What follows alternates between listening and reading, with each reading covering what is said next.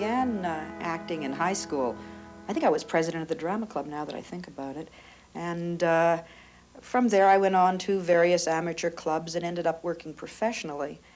In the late 60s, I came out to join a group called the Prairie Players, which was touring western Alberta and I guess eastern BC. Ended up playing every one grain elevator village in the west. And it struck me, we were doing mostly American and British plays. They were successful, people liked them.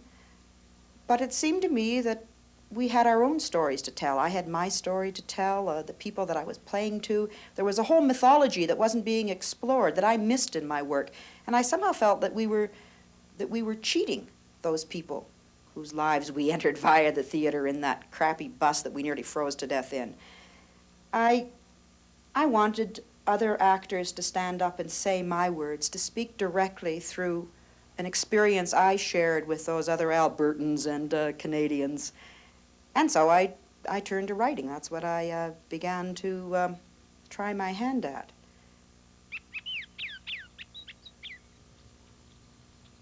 I was born in the Maritimes. I don't feel as if I come from the Maritimes. I feel as if I come from the West, although when I first came here, the prairies frightened me. It's a challenge somehow, how to place the environment that I live in when I look out my kitchen window into a spot like this. I mean, how do I put the prairies on the stage? I mean, there's lots of space here, God knows, but how do you do it? You can't realistically put it here.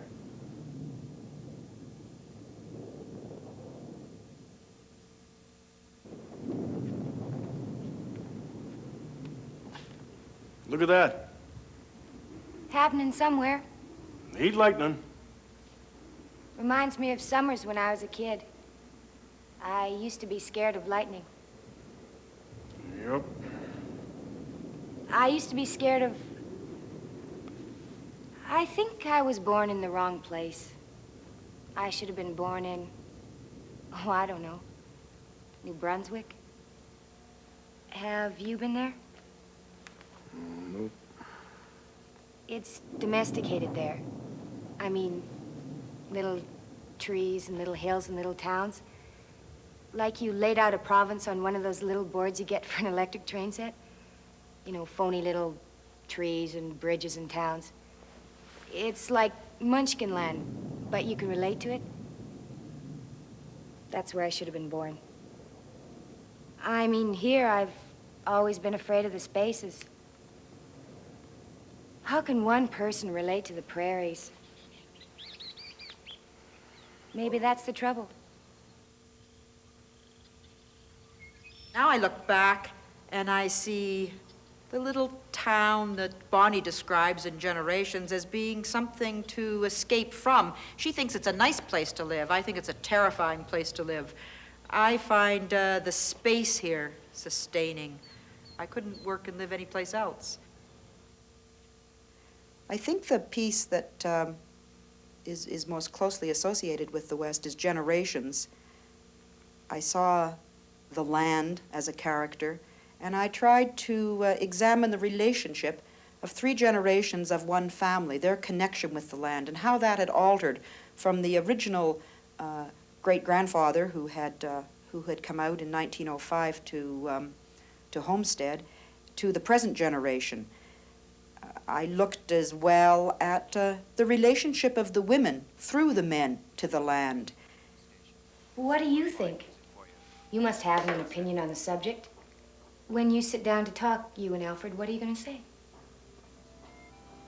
I don't know. I know. You're going to agree with whatever Alfred says. No matter how you feel, you're going to agree with whatever the men in the family decide. I often do. You always do. Never once seen you disagree. How do you do that? Do what? Always be here, cooking and cleaning and agreeing. How do you do that? Don't you get tired of doing that? I could never do that. You see, I don't want to do that. You just don't know your own mind. At least I have one. I didn't mean that. You probably did. I always thought we liked one another. We do. And I suppose you see me in a very particular kind of way. I admire you. Do you? No, I don't. I marvel at you. I don't admire you. I marvel at how you can submerge yourself in all of this. Be nothing but an extension of this. I would not want that to happen to me. I don't feel submerged. I am tired on occasion. I'm afraid of that happening to me. Why? Why? Because I don't want to lose myself. Lose yourself? Lose yourself? What do you know about loss? It's true I may not have a mind, but I do have a memory, and I remember the 30s. I remember us huddled around that radio, hoping for something that would take us through to the next day, and what did we get? Bennett babbling about managing your money when none of us had any money to manage. Oh, yes, the Nerlens were lucky. They hung on to this place. But some of us weren't so lucky. My father. First he lost his livestock, then he lost his faith, and in the end the bank took what was left. And we moved to the Hat and lived hand to mouth, God knows how.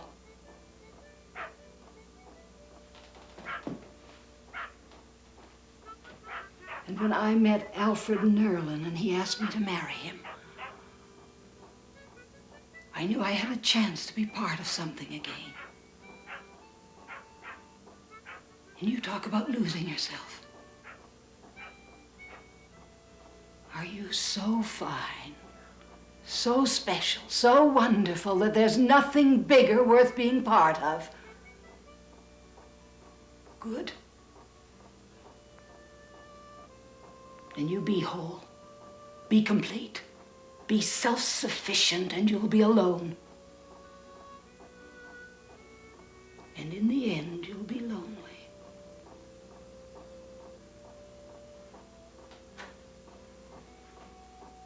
There are always plays that are sort of landmarks, I think, when you look back as to where you are at a particular time in the art and craft. For me, the Kamagata Maru incident was one of those plays because I started to explore structure, and it was exhilarating. But with Generations, I think that was, as Kamagata Maru was a kind of a step forward for me, I think, in structure, Generations was a step forward for me in character. All of a sudden, the story became less important to me, the event or the issue, whether it was people's relationship to the land or people leaving the land. What I mainly got interested in were those characters. What happened to them? In Blood Relations, I tried to match a more innovative and creative and theatrical structure with what I had learned about character in Generations. Blood Relations is about Lizzie Borden, an axe murderess from 1892. You should know that I have the greatest collection of really ninth-rate murder mysteries in the history of the world in my basement, and I read them constantly. I found with Blood Relations a matching of a kind of dreadful interest that one doesn't like to admit in public, with murder and blood and gore, with a character that I began to identify with, and that was Lizzie Borden, the murderess. You're a doctor, isn't that right? Right enough there. So tell me, if a dreadful accident occurred and 2 people were dying, but you could only save one, which would you save? You can't ask questions like that. Oh, yes, I can. Come on, it's a game. Now, how does a doctor determine if one person were old and the other were young? Would you save the younger one first? Lizzie. No, you said you liked games.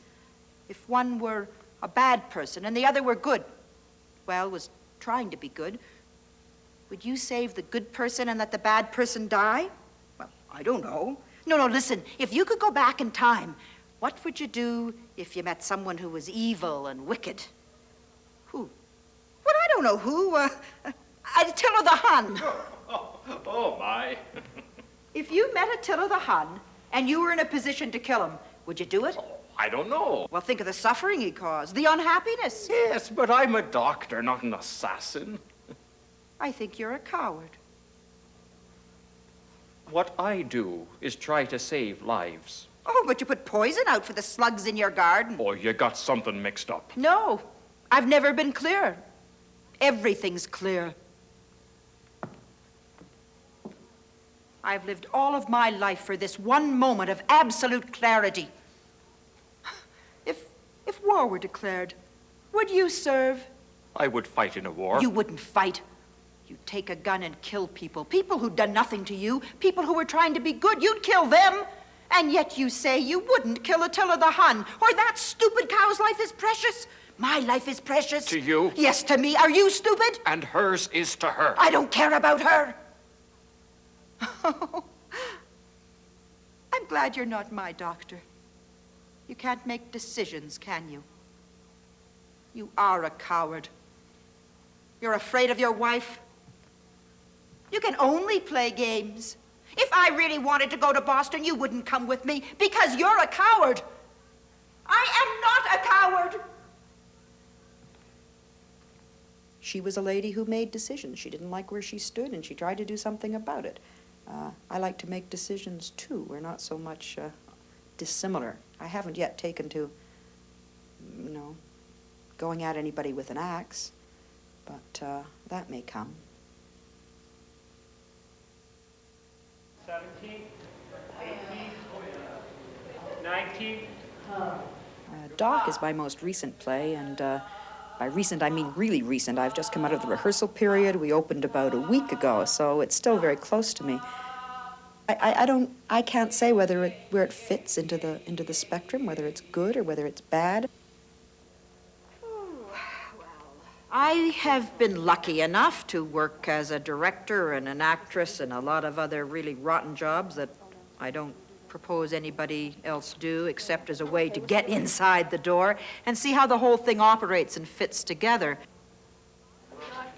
This has allowed me, I think, to grow in a way, to get a better command of the craft and skill of writing because I am so aware of all the various components.